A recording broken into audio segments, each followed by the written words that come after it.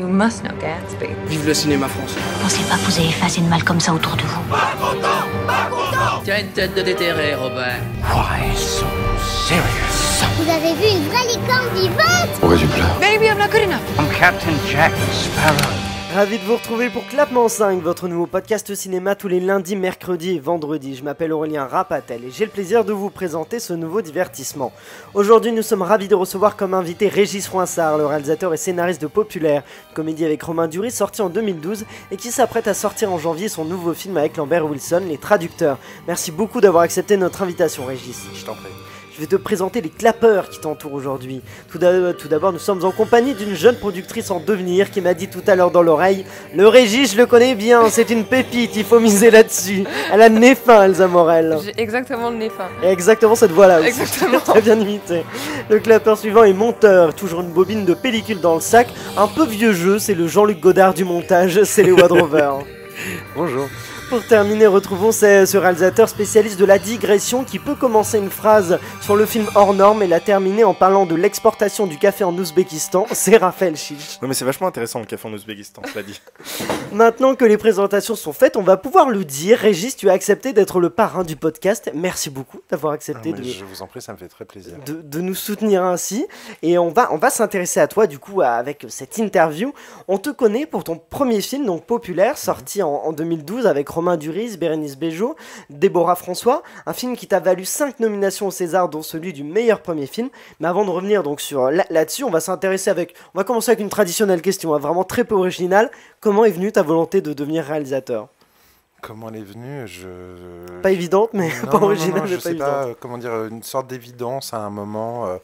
Je crois que j'étais gamin, d'habitude je voyais des films avec mes amis qui rassemblaient tout le monde, c'est-à-dire on sortait du cinéma et on se disait c'est génial, c'est super et tout, et puis ou c'est de la grosse merde, et au final je me souviens, gamin, je crois que c'était une fête du cinéma ou ce genre de choses, je jouais à 37.2 le matin de Benex, et qui n'était pas vraiment un film pour nous, parce qu'on était un peu trop jeunes pour le voir. Et à la fin, en fait, je vois qu'on a tous des avis différents. Et je me dis, waouh, c'était des avis assez violents. Et je me suis dit, c'est incroyable ce que le cinéma peut faire. Et même si j'avais dans l'idée de faire des films ou de la photo, je sais pas, je me suis dit, je veux faire des films parce que j'aimerais que ça puisse provoquer des choses comme ça. Avec des films qui fassent réagir les... Ouais, c'est ça, où on sort du cinéma, où on en parle, quoi. C'est ça qui me passionne, en fait. Et du coup, après, quelles études as-tu fait pour te lancer dans ce métier-là? Déjà, en fait, j'ai dit à mes parents que je voulais devenir réalisateur, et ils n'ont pas été effrayés, donc c'est ça que j'ai trouvé ça dingue. C'est pas si fréquent. Ouais, alors que je viens d'une petite ville de province, à l'époque on connaissait pas en fait les cursus pour devenir réalisateur, enfin surtout pas mes parents ni moi qui n'avaient pas internet, enfin rien du tout. Et puis, non, ils ont dit, ok, vas-y, fonce. Et à partir de là, qu'est-ce que j'ai fait? Je me suis mis à la photo. Parce que les caméras vidéo de l'époque étaient assez pourries. Je détestais l'image de ces caméras, donc je ne voulais pas faire ça. Pas filmer, oui. Pas filmer, donc je faisais des photos qui étaient comme des sortes de mise en scène et des plans films. Et puis, j'ai pris des cours de comédie aussi, qui étaient basés sur des textes de séquences de films. Ah oui, d'accord. Vraiment de la comédie de films d'acteurs de cinéma. Oui, américains, français et tout. Et c'était vachement bien parce que ça m'a permis de comprendre ce que pouvait être le métier d'acteur. Et puis aussi par rapport à l'écriture, en particulier l'écriture des dialogues. Donc ça m'a vraiment... Pour la direction d'acteur aussi. Ouais, pour la direction d'acteur, absolument. Ouais. Et puis j'ai trouvé une école qui s'appelle l'ESSEC, qui est une école privée. Parce que je ne voulais pas attendre de faire 2 ans pour... rentrer dans une école comme la FEMIS, qui est Bac+2, ouais. Qui est Bac+2, j'avais redoublé une fois à cause des cours de comédie, parce que j'allais beaucoup plus en cours de comédie qu'en classe. Et puis, j'avais déjà un an de retard et je pouvais pas, il fallait que je me lance tout de suite. Bien que je trouve que la FEMIS a un super enseignement, hein, c'est pas ça. Et puis après, tout le monde me disait le concours est super dur et tout, ils prennent peu de gens, style il y a 5 places en réalisation et tout, il faut être pistonné, et à l'époque c'était vrai en plus. Ah ouais. Voilà. Bon, aujourd'hui c'est toujours aussi sélectif, mais c'est sélectif, mais c'est pas sûr que le piston... Il n'y a pas de piston. Mais à l'époque c'est vrai, il y a eu des scandales là-dessus. Donc j'ai fait les EC et ça a été vachement bien parce que j'ai eu quelques profs qui étaient super. Jean Roy, qui était un historien du cinéma et d'analyse de films, qui était un type qui a longtemps dirigé la Semaine de la critique à Cannes. Michel Chion en son. Que tout le monde connaît, effectivement, Michel Chion, niveau son. Et puis surtout, je me suis fait des potes, et puis surtout, en fait, j'allais tous les jours à l'école en ayant une demi-heure d'avance et en étant hyper content d'y aller et en repartant le plus tard possible, en faisant tout ce que je pouvais y faire, en allant au cinéma et en discutant cinéma avec tous les potes que je m'étais fait là-bas. Et certains sont restés mes potes et voilà, on crée des bandes et c'est bien d'avoir des profs parce qu'à la fois on peut les écouter, mais on peut les combattre aussi, on peut ne pas être d'accord, on peut se mesurer aux élèves d'une certaine des autres, de voir ce que les autres font aussi. Et c'est pas dans un côté de compétition, c'est un côté d'essayer de motivation en fait. Et donc j'ai trouvé ça cool. Et j'ai fait ensuite, ça a duré 2 ans, donc cette école, j'ai fait une licence de cinéma à Paris 1, surtout pour avoir des stages. Oui. Et donc ça m'a servi, j'ai fait plein de stages. Donc des stages en réalisation, donc assistant, stagiaire, en régie, en production. Et puis après, j'ai fait de l'assistant à la réalisation, j'ai fait de la machinerie, du décor, parce que je voulais apprendre tout. Ça me semblait intéressant de voir comment on travaillait. Connaître tous les métiers, ouais, j'aurais aimé faire plus de... Enfin, j'en ai pas fait du tout, mais j'aurais voulu être plus proche de la caméra aussi, que connaître mieux les optiques ou ce genre de choses. Et voilà comment en fait c'est venu. Et j'ai réalisé mon premier court-métrage. J'avais 24 ans, en pellicule, et puis mon deuxième 27, et ainsi de suite. Et j'ai fait 4 courts-métrages, dont un moyen-métrage, puis ensuite des clips, quelques pubs, du documentaire et tout ça. Voilà. Donc, oui, Léo. J'ai fait les EC aussi en fait. D'accord. C'est marrant parce que j'ai eu Michel Chion et Jean Roy aussi en conférencier.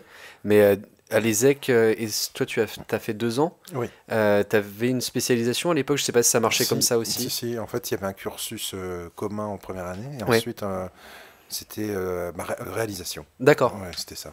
Et je sais qu'il y avait production à l'époque aussi. Et scénario et montage récemment aussi. Et documentaire. Il n'y avait pas ça à l'époque. D'accord. Et qu'est-ce que, du coup, toutes ces expériences, tu t'en es servi pour ça, qu'est-ce que ça t'a appris? Je sais pas. Ça m'a appris que c'est bien d'apprendre plein de choses, c'est vraiment super. Et puis de désapprendre, d'un moment d'y aller au feeling. Je me souviens que le premier court-métrage que j'ai fait, j'étais, j'y allais pas trop au feeling, c'est-à-dire que je réfléchissais tous les plans. Je dis pas que je ne le fais pas encore maintenant, mais c'était trop. Trop calculé, trop, et ça en faisait plus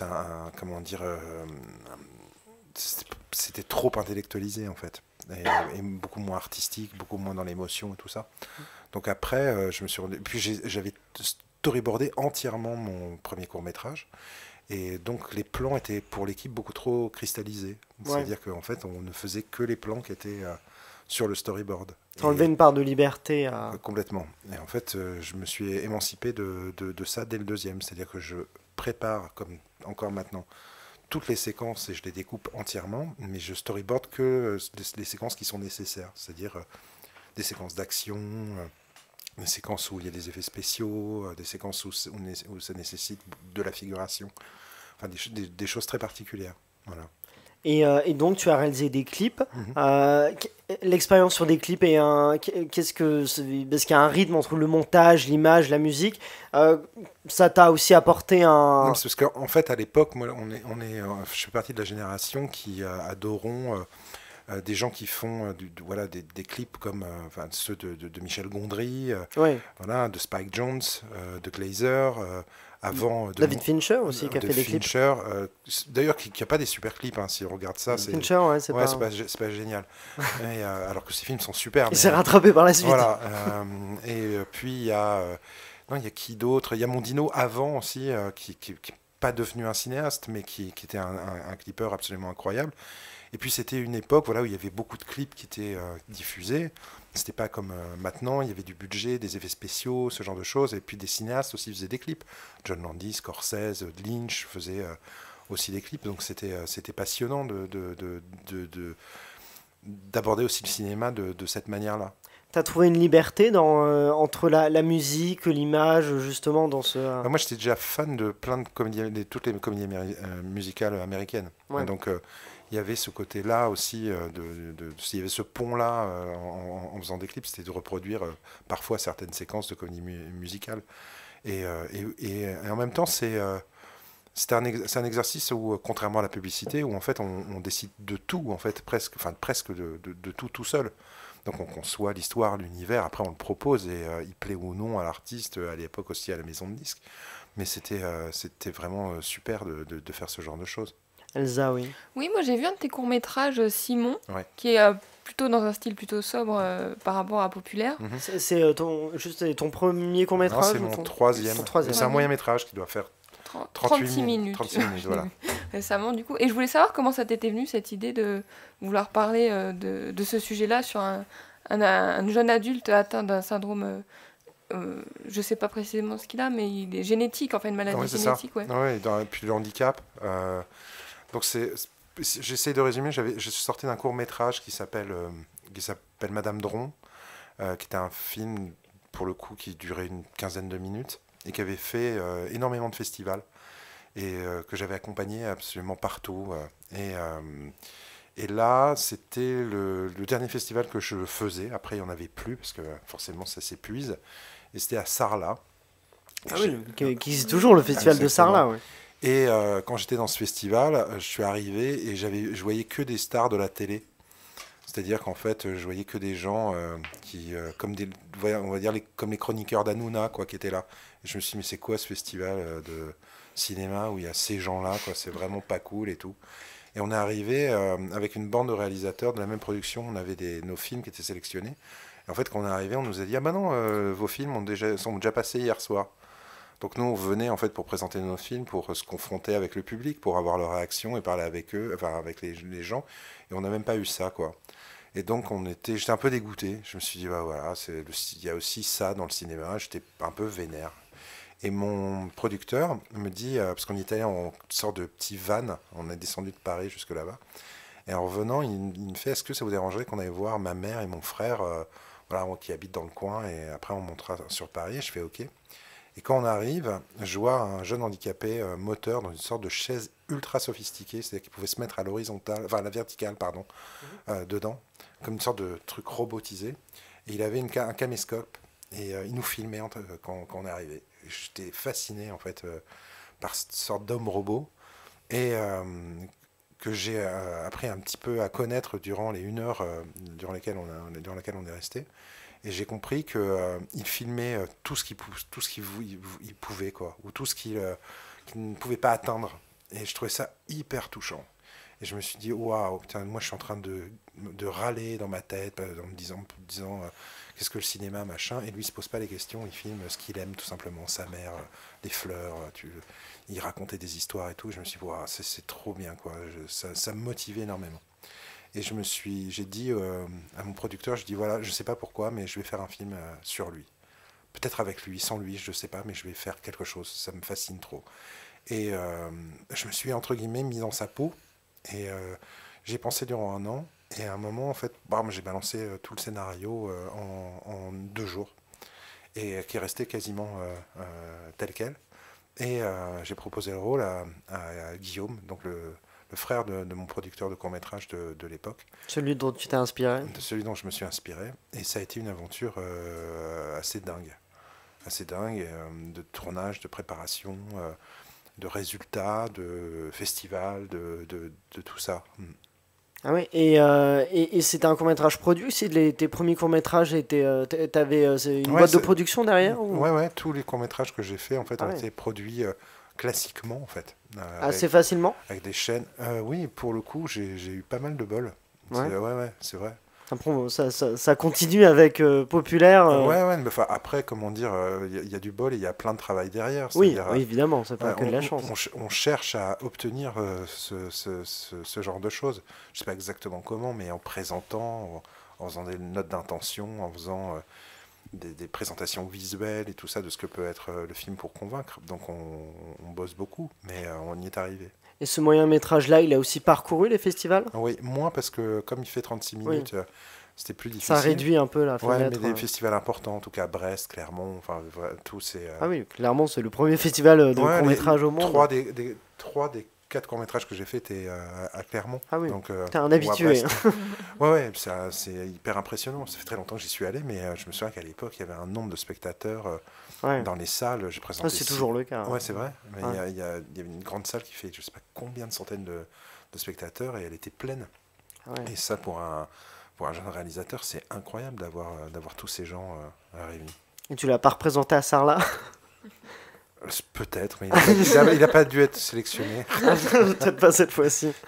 Le 28 novembre 2012 sort en salle populaire ton premier film dans lequel Déborah François incarne Rose qui va se lancer dans des concours de dactylographie avec l'aide du personnage de Romain Duris. D'où est venue cette volonté de parler de concours de dactylographie, de personnes qui tapent sur des machines à écrire très rapidement? D'un documentaire que j'ai vu sur Arte qui parlait de l'histoire de la machine à écrire et d'un passage sur des concours de vitesse dactylographie. Et ça m'a fasciné, en fait j'ai trouvé ça hyper cinématographique.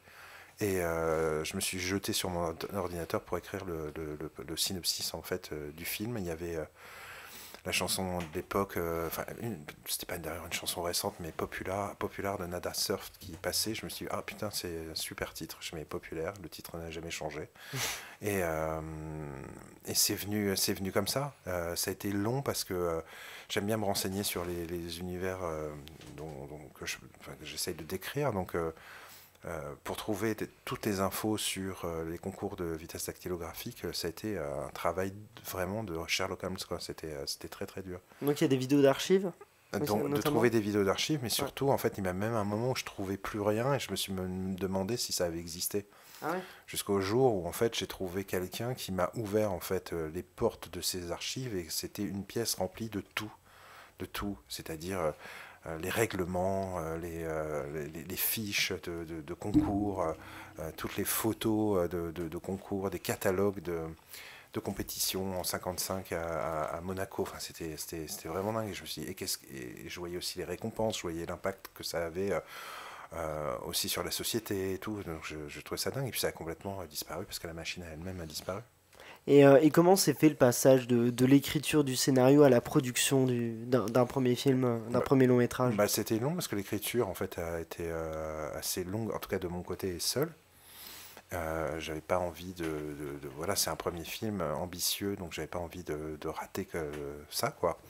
Je voyais plein d'amis qui avaient fait eux leur film et puis qui s'étaient un petit peu plantés, soit parce que ils n'étaient pas allés à fond dans l'écriture ou qu'ils avaient subi un peu les pressions de casting où il fallait choisir tel ou tel acteur, bankable et tout ça, ça n'avait pas été très heureux pour leur film. Donc je me suis dit, il faut que je fasse un film où, entre guillemets, le scénario soit parfait pour qu'on ne puisse pas le modifier ou revenir dessus. Et au lieu de sortir, on va dire, un traitement ou un synopsis qui serait développé par une production, je me suis dit, je vais écrire le scénario en entier. Et comme ça, voilà, ce sera fait. Ça pourra pas bouger. Ce sera oui ou non, quoi. Et au départ, j'écris un traitement seul et j'obtiens l'aide à l'écriture du CNC. Donc j'écris une première version avec un ami qui s'appelle Daniel Presley, qui avant d'être écrivain était producteur de disques et qui me faisait beaucoup rire, qui avait une grande culture du cinéma américain et en particulier de la comédie des années 50. Et on a fait une version dont on était satisfait à, on va dire, 60%, ce qui était déjà pas mal. Mais comme ça faisait longtemps que j'enquêtais, que j'écrivais, etc., et que j'avais vraiment envie de faire mon film, j'ai dit à Daniel, écoute, je pense qu'on peut arriver à quasi 100%, mais ça va nous demander 3 ans. Et là, je viens de découvrir des scénarios écrits par Romain Compin, qui par la suite a écrit aussi Divine, d'Ouda Benyamina. Et je lui dis, il faut qu'on soit à 3. Et j'ai demandé à Romain d'écrire avec nous. Et c'est comme ça que ça s'est passé. Et là, d'un seul coup, c'est allé à toute vitesse. Il a débloqué énormément de choses. Et on est arrivé à peu près à 80% de satisfaction. et en lui laissant l'écriture, la liberté de prendre le scénario et de la prendre durant quasiment 3 semaines, 1 mois. Et c'est sorti, et moi je rêvais, je trouvais ça dingue ce qu'il avait fait. Et comment tu fais pour te rendre compte du taux de... Parce que tu donnes des pourcentages du taux de satisfaction, mais moi je me dis, mais quand tu écris un scénario, comment tu te dis, ah là je suis satisfait qu'à 60%? Je sais pas, c'est un truc, c'est peut-être un jeu qu'on a fait avec Daniel, avec Romain, et même avec mon producteur Alain Attal. On se dit des choses comme ça. Le taux de satisfaction. Ouais, Alain il fait, ouais c'est bien 75%.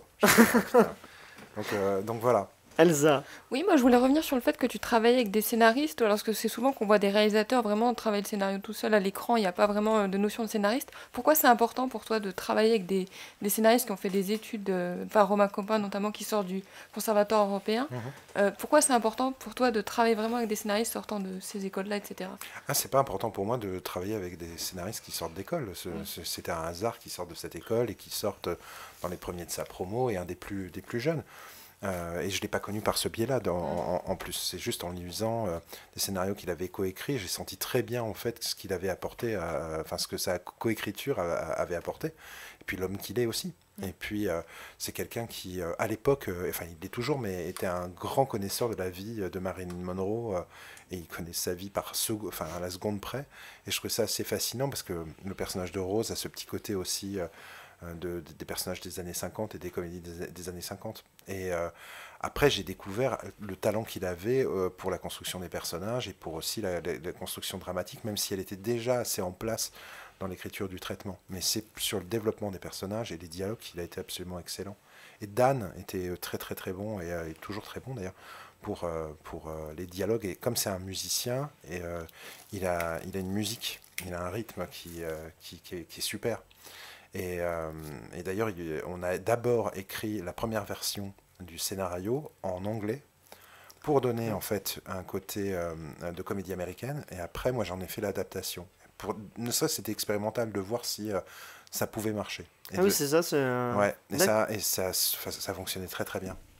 Et t'as pensé le faire produire que ce soit tourné en anglais ou... Non, pas du tout. C'était juste pour... d'accord, ouais.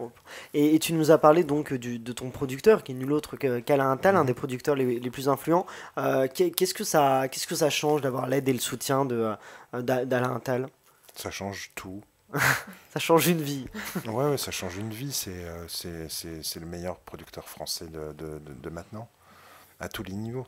Et comment tu l'as rencontré du coup? En fait, j'ai rencontré grâce à mon agent de l'époque, qui s'appelle Lionel Amand. C'est-à-dire que moi, je connaissais presque personne dans le cinéma, puisque en fait, je venais du clip, de la publicité, du docu, et je connaissais personne.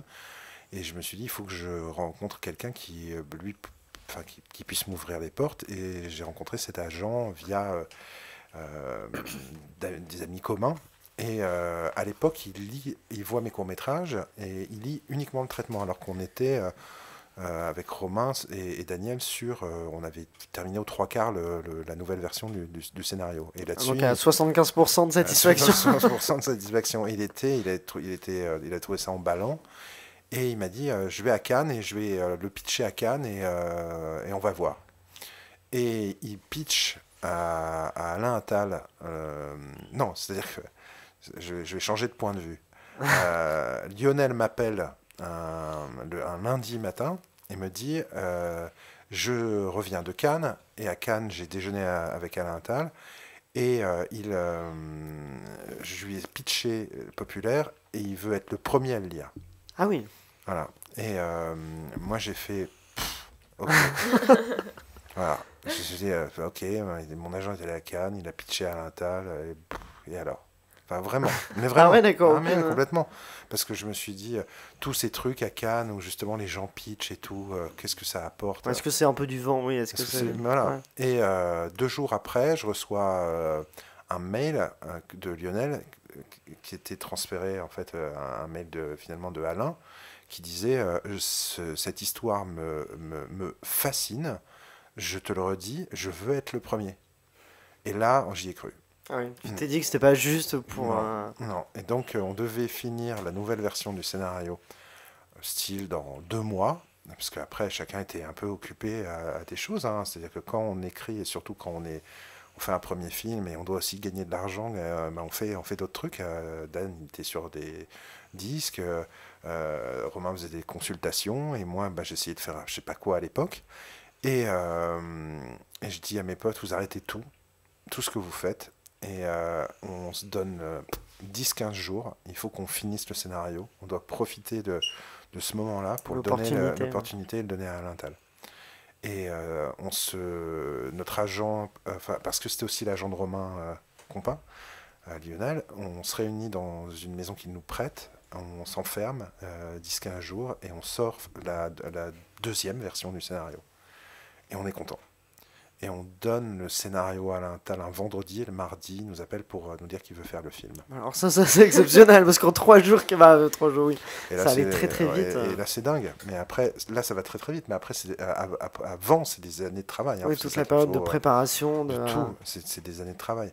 Donc c'est pas un hasard, il y a forcément de la chance. Mais, et je rencontre Alain, et ça se passe très très bien entre nous, et il confirme qu'il veut faire le film, et après moi je repars... en me disant, est-ce qu'il n'y a pas un piano qui va me tomber sur la tronche, tellement c'est fabuleux.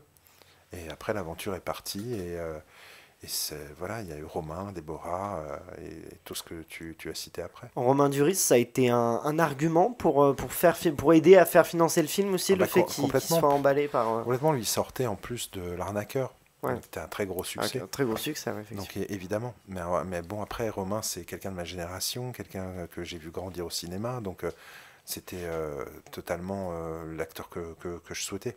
Je ne pouvais pas prendre, par exemple, un acteur comme Jean Dujardin, qui sortait des 2 OSS, qui étaient des films sur les années 50. Il n'allait pas refaire la même chose. Et puis après, je me serais dit, il ne faut pas que je fasse comme OSS, donc je me serais limité. Tu as un point commun quand même avec OSS 117, le chef opérateur Guillaume Schiffman, qui est le chef opérateur qui fait tous les films de Michel Hazanavicius, qui était aux Oscars, qui est aux Oscars nominé pour meilleure photo, et qui a eu le César de la meilleure photo pour The Artist. Et donc pourquoi Guillaume Schiffman? Parce que j'avais vu bien sûr les OSS, j'avais vu aussi un film sur la bande du drugstore, un film de, je sais plus comment s'appelle exactement le réalisateur, mais c'est Armanet son nom, et je trouvais que il avait vraiment un sens c'est pas de la parodie, mais c'est de refaire des choses tout en les réinventant, un peu comme Roger Dickens quand il travaillait avec les frères Cohen. Je trouvais qu'il y avait ça, quoi. C'est ça qui fait Guillaume Schiffman, il est très fort pour recréer effectivement en inventant un peu une image datée des années 50, des années pour le Redoutable, du coup des années 68, puisque c'est mes 68. C'est assez impressionnant. Ouais, d'ailleurs en fait Guillaume me disait qu'il avait rencontré Roger Dickens plusieurs fois, et à chaque fois Dickens lui dit mais comment tu fais ça, machin, etc. Parce qu'il adore en fait comment travaille Guillaume. Et c'est une confrérie un peu, les chefs-op, donc c'est chouette de partager comme ça.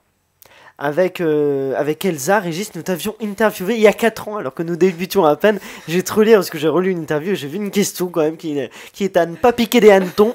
La voici. Vous avez dit dans une interview, le sport à filmer, c'est presque comme filmer des scènes d'action. Y avait-il une atmosphère sportive sur le plateau de Populaire? Ah oui, complètement. C'est la réponse que tu avais faite déjà. Ah oui, c'est ça. Exactement. Je crois que c'était quoi. Mais bien sûr qu'il y avait, surtout au championnat de France qui se joue entre Déborah François et Mélanie Bernier. J'avais fait en sorte qu'elles soient véritablement rivales. Et d'ailleurs, elles s'entraînaient chacune de leur côté. Et elles ne savaient pas le score qu'elles faisaient. Parce que, il y avait une vraie compétition entre les deux. Oui, parce que Déborah et elles ont appris à taper à la machine à 10 doigts, plus en allant très très vite. Il doit y avoir un accéléré et demi dans le film. Elles tapaient véritablement à cette vitesse. Ça nous rendait dingue.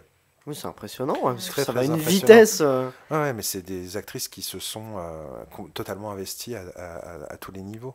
Et c'est un film c'est un combat sportif quasiment, ce film. Tu as filmé ça comme tu filmerais du sport. Je trouvais ça. En fait, tu peux pas filmer le sport de manière très originale maintenant, parce qu'il y a 400 caméras dans tous les angles, donc c'est difficile de trouver un angle original. Et moi, j'aimais beaucoup la manière dont Scorsese a filmé la boxe dans Raging Bull. Donc, je me suis dit, ce serait marrant de filmer ces combats de machines à écrire un peu comme ça, ou aussi comme des duels de western. Donc, c'est là où j'ai pris mon inspiration. Et dans quel état, justement, tu étais le 28 novembre 2012 ? Puisque tu nous as dit que tu attendais la sortie des traducteurs pour ton prochain film. Dans une sorte d'état, comment dire. Tu avais déjà des premiers retours un peu sur ce que c'est un film qui a eu un succès incroyable au cinéma, plus d'1 million d'entrées. On avait fait beaucoup d'avant-premières. Et t'avais senti une... Ouais, on avait senti pas mal de choses. Après, pas non plus dans l'excès du style intouchable, ou ce genre de choses. Mais on sentait qu'il y avait quelque chose qui se passait. Puis après, c'est quand même l'histoire d'une fille qui tape à la machine. Et je me suis dit, ça va peut-être... comment dire, les gens vont s'en foutre, quoi. Et ça a quand même marché. Et puis surtout, ça s'est vendu dans le monde. Et je suis allé présenter ce film presque partout dans le monde. Léo, oui, tu as une question. J'avais entendu une interview de Jacques Audiard qui disait que quand il faisait son western Les Frères Sisters, le fait de faire un film d'époque, c'était un pari risqué et très, très contraignant. Est-ce que c'était un peu contraignant sur Populaire ? Est-ce que vous avez eu des problèmes liés à ça ou Non, on n'a pas eu de problème, mais c'est-à-dire que dès qu'on fait un film d'époque, préparer un film, c'est beaucoup de travail. Mais faire un film d'époque, et quand on est sensible comme moi à la direction artistique, eh bien, c'est énormément de réunions. C'est énormément comment dire, d'aller et retour, voir le stylisme, voir les décors, voir tous les détails du film. Et c'est très long, c'est fastidieux, même si on prend énormément de plaisir, mais c'est un autre travail que de faire un film ancré plus dans la réalité et où, on va dire, la mise en scène serait, je vais pas dire moins travaillée parce que c'est pas ça, mais moins... L'univers visuel est moins complexe. Exactement. Donc après, il y a des gens qui sentent ça et d'autres gens dont c'est pas la sensibilité. Moi, c'est quelque chose que j'adore faire. Et parce que voilà, j'adore plein de films qui ont, pas simplement d'ailleurs en costume, mais à univers, enfin tous ceux qu'on aime en fait. Il y en a beaucoup qui font partie du cinéma américain, bien sûr. À partir des années 80, voilà, moi je suis assez fasciné par Spielberg, par Zemeckis, par plein de gens comme ça. Donc c'est beaucoup de travail pour ça, véritablement. Plus après, bien sûr, tout ce qui concerne l'interprétation, le travail avec les acteurs et ainsi de suite. Populaire est sorti, donc on l'a dit, fin 2012, et tu as pris du temps avant donc ton prochain film sort le 29 janvier 2020, Les Traducteurs. T'as eu une pression après Populaire, après ces nominations, après ce succès, ou c'est juste que tu as voulu, pareil, comme tu disais, pour écrire le scénario de Populaire, prendre ton temps pour avoir une version à 100% des Traducteurs? Non. Non, je sais, c'est très bizarre. Non, mais c'est vrai, j'ai toujours ressenti du plaisir à faire les choses et à faire ce film Populaire, et j'avais envie de retrouver un peu le même, enfin pas le même plaisir, mais la même puissance de fabrication de films. Et j'aime quand les histoires viennent à moi au lieu d'aller les chercher. Donc je suis un peu comme une éponge. Et j'ai passé presque 1 an à montrer le film partout dans le monde entier. Et ça m'intéressait d'aller au Japon, d'aller en Russie, d'aller dans les coins des États-Unis où j'étais pas allé. De voir les réactions des... Pas simplement de voir les réactions, mais de rencontrer les gens. De me dire, voilà, c'est quoi le monde là de maintenant. Alors quand on va en Grèce et on voit à l'époque la situation économique telle qu'elle était, quand on va en Russie, c'est assez drôle parce qu'en Russie, par exemple, j'étais interviewé par des gens, des jeunes comme vous, qui étaient fans de cinéma et qui connaissaient, qui avaient une cinéphilie de malade. Et je leur disais, mais ces films-là, vous les avez vus comment? Et ils me font, torrent. Et je fais, ah bon? En téléchargement illégal. En fait. Ouais, mais ils me le disent tous et franchement. Ouais. Et je leur dis, mais c'est pas interdit? Ils me font, non. Je fais, ah, d'accord. Donc en Russie, ça ne l'est pas. Et donc je trouvais ça assez marrant en fait. On se pose parce que mon film a bien évidemment été piraté comme presque tous, et sauf les films traumatisants français. Je me suis dit, la piraterie, bah, ça permet aussi ça. Ça permet voilà, à des gens dans le monde qui n'ont pas forcément accès à certaines plateformes ou certains DVD de pouvoir voir des films. Raphaël. Bah, paradoxalement, je me dis que la piraterie, c'est quand même le symbole de la réussite. Parce que, je veux dire que des gens souhaitent absolument voir le film sans forcément en avoir les moyens, c'est quand même une forme de réussite. Moi, le jour où quelqu'un voudra pirater un de mes films, je dirais merci, quoi. Non, mais complètement, mais ce que tu dis est vrai parce que là, par exemple, le cinéma de minuit de Patrick Brion a failli disparaître en fait de l'antenne. Moi, en fait, ma cinéphilie, je l'ai fait aussi à moitié, mais une grosse moitié, grâce aux films qui étaient diffusés sur le service public. Voilà. Et que ce soit le cinéma de minuit du dimanche, celui du vendredi, à une époque, la dernière séance d'Eddie Mitchell où il passait 2 films du répertoire américain, et plus Canal+, qui diffusait à une époque énormément de films de tous les âges, enfin pas tous les âges, pardon, de toutes les époques et de tous les genres. Donc, et tout ça, bon, sauf pour Canal+, mais tout ça gratuitement. Donc j'avais accès à ça. Et j'enregistrais tout ce que je pouvais. Donc je voyais les films. Maintenant, en fait, quand on voit la Cinétech, c'est vachement bien. C'est super. La Cinétech, c'est un service de VOD qui propose un abonnement. On peut voir les films qui ont une sélection. Des films très intéressants, sélectionnés aussi par des réalisateurs, et c'est vachement bien. Sauf que c'est payant. Ouais. Voilà. C'est pas très cher, mais c'est payant. Non, mais c'est pas très cher, mais c'est payant. C'est-à-dire que ça s'ajoute à un abonnement de téléphone, ça s'ajoute à un abonnement d'internet, ça s'ajoute à Netflix, ça s'ajoute à machin. Ça dépend pour qui. Voilà, c'est ça. Exactement. Donc en fait, tous les jeunes n'ont pas la possibilité de s'acheter tous ces trucs-là, quoi, ou de s'acheter les DVD Carlotta qui sont géniaux. Ah oui, les éditions Carlotta. Voilà, mais quel jeune peut mettre 50 € dans une édition de Christine ou de Denis Darko pour le plaisir? Moi, je peux le faire. Mais voilà, des jeunes ne peuvent pas le faire. Donc quand le service public, c'est bien, ça s'appelle bien le service public, ça devrait montrer des films gratuitement, et plein de films. Donc ils le font un peu, mais pas assez selon toi, c'est ça? Non, ils le font pas assez. Le dimanche soir. Non, c'est facile le dimanche soir, mais c'est pas des films de répertoire. Alors il y a Arte aussi. Arte fait du bon boulot là-dessus. Très bon replay. Ouais, absolument.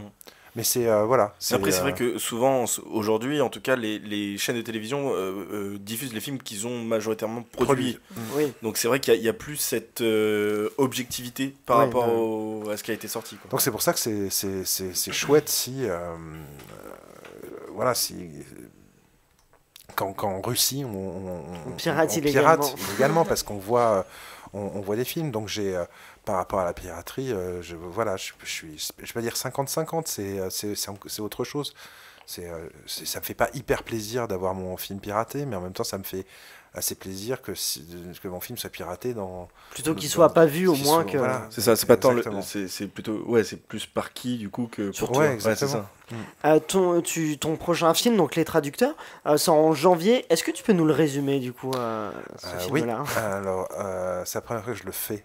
Ah ouais, c'est ça va être intéressant. Ouais. C'est l'histoire en fait de 9 traducteurs internationaux qui sont réunis pour traduire le 3e tome d'une trilogie au succès absolument mondial, et ça par l'éditeur français principal en fait de ce roman, incarné par Lambert Wilson, pour traduire en même temps en fait dans un bunker où il n'y a absolument pas de communication, pas de téléphone, pas internet, rien du tout, pour traduire ce roman en 6 semaines, et afin que la sortie du roman soit simultanée dans le monde, pour éviter toute piraterie, toute fuite, ou toute fuite. Et au bout de 20 jours de traduction, il y a 10 pages qui sont mises sur internet et une demande de rançon de 5 millions. Et dans cette demande de rançon, bizarrement, en fait, il est dit que c'est l'un des 9 traducteurs qui est le responsable. Du coup, c'est un thriller en fait sur. Ouais, c'est un thriller psychologique, En huis clos. en huis clos. Voilà. Et faut pas, Tu tiens quelque chose là. faut pas trop mentir. Là, tu tiens quelque chose. Il y a un casting assez incroyable. Donc on l'a dit, il y a Lambert Wilson, il y a Olga Kurylenko, il y a alors quelqu'un que j'adore. Il faut que je le dise, Sitz Babette Knudsen. Ça se dit comme ça. Que je trouve- Sitze Babette Knudsen. Je la trouve incroyable. C'est l'actrice qui joue dans Borgen et que Ouais. moi j'ai découvert dans Borgen Ouais. et qui est, elle est Danoise. danoise, c'est Mhm. ça, et qui est incroyable et qu'on a vu dans Westworld aussi, Ouais. qui a joué dans le troisième film qui s'appelle adapté de Dan Brown, Inferno. Inferno, tout à fait, et qui est vraiment incroyable. Il y a Ce qui aussi est marrant pour l'anecdote, en fait, ce Ouais. que tu dis, c'est que Inferno est le départ de Mais- l'idée en fait des traducteurs. c'est ce que je me suis dit parce Alors. que c'est sur la traduction la traduction des livres de Dan Brown sont hyper contrôlés, c'est ça? C'est ça, enfin, tous, je ne sais pas exactement, mais Inferno, j'ai lu des articles en fait français et américains, comme quoi il avait été traduit par 12 traducteurs en Italie dans un bunker. Ah ouais, Voilà. vraiment. Et ça m'a fasciné en fait. C'est fou, tout ce Incroyable, secret autour ouais, de... c'est Je crois que incroyable. pour Harry Potter, c'était le cas aussi. Le dernier, Non, c'est notamment. autre chose en fait. Pour Ah Harry oui Potter, c'est plus digne de l'espionnage en fait. C'est les traducteurs qui font passer leur disque dur ou leurs Ah oui. clés en fait aux éditeurs et c'est assez rigolo. Ah oui, c'est. Parce qu'en fait, j'ai rencontré les traducteurs Oui, des du coup. best-sellers, donc je sais un peu tous les trucs maintenant. Et, et donc, fou, bah, hein. il y a aussi donc Alex Lauter, on dit comme ça, qu'on connaît pour The End of the Fucking World ou Imitation Game. Ouais. Et comment on dirige un casting comme ça? Comment on dirige un casting 5 étoiles international? Il y en a bien d'autres, hein, que j'ai pas pu tous les citer. Il y a Frédéric Shaw Ouais. aussi. Mhm. Il y a aussi L'Italien et- dont j'ai perdu le nom. et Riccardo Scarmaccio. Riccardo, ouais, exactement. Qui joue, parce que là tu parlais de films d'action, qui joue dans John Wick 2, Ouais. qui joue le méchant, qui est un acteur vraiment super. Qui était aussi dans le biopic sur Silvio Berlusconi. Absolument. Et donc comment on les dirige? D'abord, en fait, avant de diriger, c'est comment on les choisit. Oui. Voilà. Alors la grande difficulté, c'est de trouver 9 acteurs aux nationalités différentes qui parlent très bien français, puisqu'ils sont censés être traducteurs, donc vaut mieux. Oui. Et là, ça dure, ça se fait sur 1 an quasiment pour trouver tous les acteurs. Ah ouais. Parfois, en fait, en une semaine, j'ai eu l'accord de Olga Kurylenko et de Sitze Babette Knudsen. Mhm. Mais après, on cherche durant 3 mois une actrice portugaise qui parle très bien français. Alors qu'on se dit, ah bah, ça doit être facile, puisqu'en fait, la communauté portugaise est assez présente Ouais, en France, ouais. en France. Donc, et bah non, c'est pas si simple que ça. Du coup, tu as trouvé quelqu'un Ah bah oui. on l'a cité Non, elle s'appelle Maria Letté. Ah oui, c'est ça. C'est pour Ouais. ça que je me suis dit, pas mince, on l'a oublié. Ouais, puis je suis assez fier parce que Maria Letté, par exemple, est une comédienne qui a monté en fait juste après le tournage de ce film. Et là, maintenant, elle était engagée au Théâtre National du Portugal.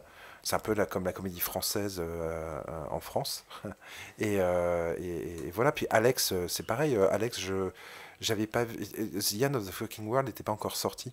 Donc je ne connaissais son travail que sur Imitation Game. Oui, il joue Voilà. Et sur Black Alan Mirror Turing aussi. plus jeune.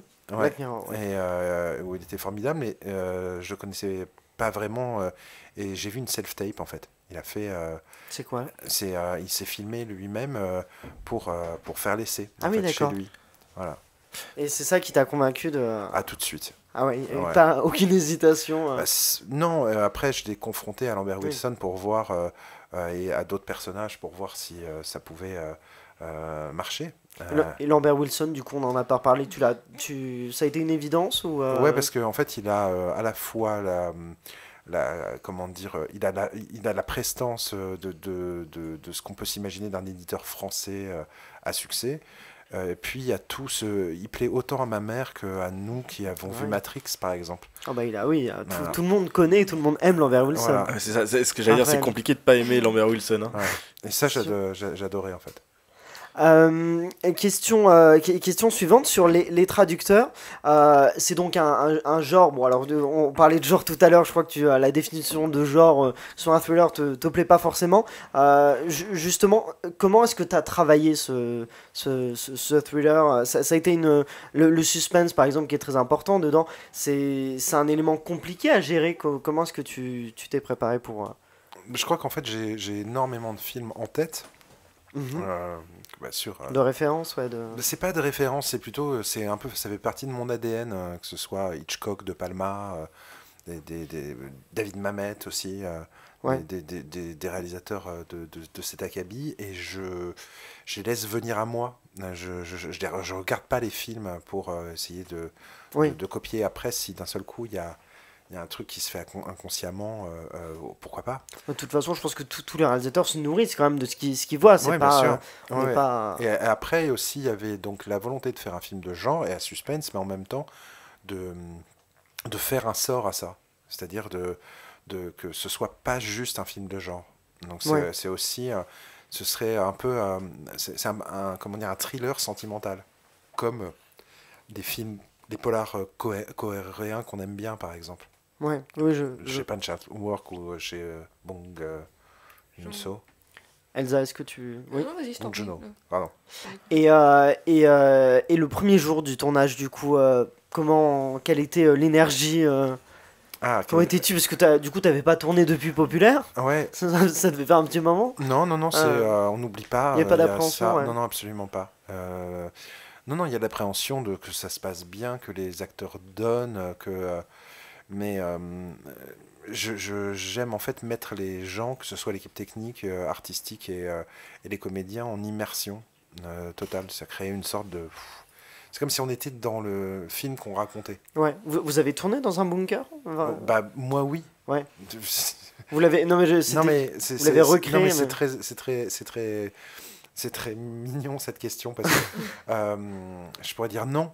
Mais parce qu'effectivement il y a des parties en studio pour recréer ce bunker, plus des décors naturels qu'on a transformés en bunker, puis on a fait le lien de toutes ces pièces, etc. Mais moi j'ai eu l'impression de tourner dans un bunker, l'immersion et les acteurs ont eu cette impression là, et il y avait des moments sur le tournage où c'était très très dur pour eux. Même ils avaient l'impression d'y être, puis il y avait une lumière particulière. Donc ils étaient très fatigués à la fin et nerveusement particulier. Et j'ai pas eu besoin en fait de les pousser. De les mettre sous pression. Non, parce qu'en plus c'était très collégial comme travail. On a lu le scénario. On n'a pas fait de répétition. Non, parce qu'en fait je voulais quelque chose d'un peu plus sauvage, en tout cas sur une partie du film, d'y aller un petit peu plus avec la caméra que une première partie du film qui est très, on va dire, posée, très sur travelling, très sur pied, et ensuite ça devient plus à l'épaule et beaucoup plus proche des comédiens. Le film, tu vas le présenter le 14 décembre, si je ne m'abuse, en avant-première au festival Arc Film Festival. Tu appréhendes ce moment, tu l'attends Non, je l'attends parce que en fait, ce qui est chouette, c'est que moi, je suis allé... parce qu'on m'avait invité là-bas, donc je connais bien ce festival, et c'est un super festival, c'est le festival du film européen, qui prend de plus en plus d'ampleur. Là-bas, il y a plein de gens, les présidents du jury ou les personnalités là-bas sont quand même très importantes. L'année dernière, c'était le réalisateur de The Square qui était président du jury, par exemple. Là, la Palme d'Or. Voilà, l'invité d'honneur, là, c'est Isabelle Huppert. Enfin, il y a beaucoup de gens, et beaucoup de gens qui ne sont pas uniquement de France. Et ça, c'est très, très, très agréable. Et on a refusé, en fait, pas mal de festivals, parce que comme le film sortait, sort le 29 janvier, on ne voulait pas que les gens, en particulier les festivals, le voient trop tôt. Spoil. T'as peur du spoil, du coup non, j'en ai pas peur, mais il y a des gens qui sont pas forcément au bon esprit et qui, donc... Pour garder un mystère aussi autour de... Après, je pense que si le film est bien, si le film est bien, les gens ne disent rien. C'est surtout ça. Est-ce que tu aurais une idée de la diffusion de la bande-annonce? Je pense que d'ici 15 jours, elle va être mise sur Internet, je pense. La bande-annonce, c'est aussi un exercice compliqué pour un thriller. Faut pas trop en dévoiler. Non, tout mais je en les ai vues. créant Elles sont. J'ai vu par exemple une bande-annonce japonaise, parce que le film sort en même temps. Au Japon, en Russie, en Pologne, au Portugal, Enfin, il a été. C'est un film international avec une diffusion internationale. Il aussi, a été acheté par 30 pays. Ah oui. Voilà. Sur scénario, après quand on a montré justement des images. Et ça, c'est vraiment cool d'avoir ça. C'est-à-dire que quand je fais des films, je pense pas uniquement à la France. Ouais. Voilà. Et je pense pas non plus qu'aux je pense pas non plus qu'aux États-Unis, même si c'est un cinéma, c'est peut-être le cinéma que je vois le plus au final. Mais j'espère le montrer à plein de gens différents et des gens qui pourront le pirater justement. Et du coup, la bande-annonce, elle est version japonaise. Tu disais qu'elle était. Ah, je la trouve super. Bon, on a hâte de voir la version japonaise. Peut-être qu'on va retarder un petit peu la bande-annonce française parce que je voudrais leur piquer peut-être un ou deux trucs qu'ils ont mis qui est vachement bien. Et tu es déjà, alors autant pour les traducteurs, on y arrivait doucement, mais tu es déjà en préparation d'un autre film, c'est ça, avec Romain Duris et Virginie Efira. Qu'est-ce que tu peux nous dire sur ce film ? C'est l'adaptation d'un best-seller qui est sorti en 2016 qui s'appelle En attendant Bojangles, qui est un premier roman d'un garçon qui s'appelle Olivier Bourdeau et qui est l'histoire en fait d'une famille composée de la mère, du père et d'un enfant de 9 ans et qui vivent follement, c'est-à-dire que ils veulent faire une fête absolument, ils veulent que chaque journée soit une fête tout le temps, voilà, qu'elle soit complètement dingue. Et à un moment en fait on s'aperçoit que la mère qui entraîne en fait tout le monde n'a pas qu'une folie douce en fait, elle a une folie beaucoup plus dure. Et c'est comment en fait cette famille va lutter contre ça et aussi contre le film se passe dans les années 60 mais contre voilà les gens pas forcément en avance de leur époque. Et j'avais une question, est-ce que on va retrouver Guillaume Schiffman, du coup t'as parlé des années 60, j'ai associé à Guillaume Schiffman automatiquement. Oui, Guillaume Schiffman a travaillé sur les traducteurs alors que c'est un film très contemporain.